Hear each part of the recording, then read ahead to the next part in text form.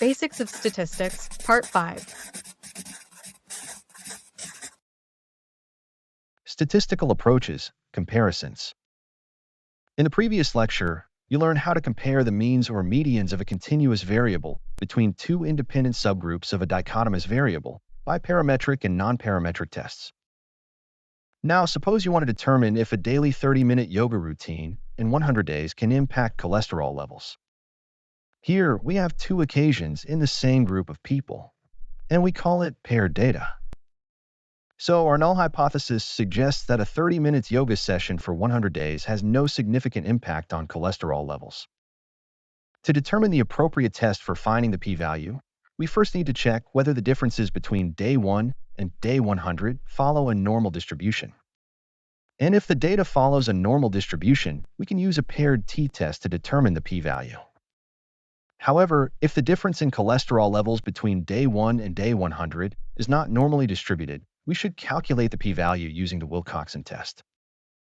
And for example, if the p-value is larger than 0.05, we accept the null hypothesis. So far, you've learned how to compare the means or medians of a continuous variable between two independent groups or two paired occasions using both parametric and non-parametric tests. And all these tests provide a p-value, which helps us decide whether to reject or accept the null hypothesis. Now, if we want to compare more than two subgroups, we need to use different types of tests.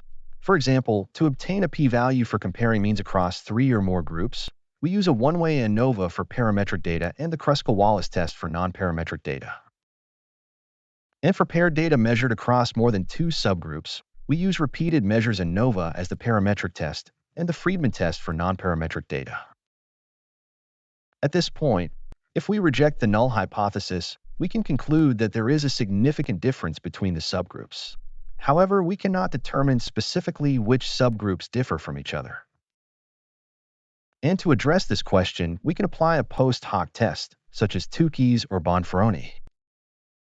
For example, you want to compare cholesterol levels across 3 BMI subgroups: normal, overweight, and obese. And since the data for each subgroup follows a normal distribution, you perform a one-way ANOVA and obtain a p-value below 0.05, indicating a significant difference between the subgroups. Then you can run a Tukey test to find out which subgroups are significantly different. Thank you for watching.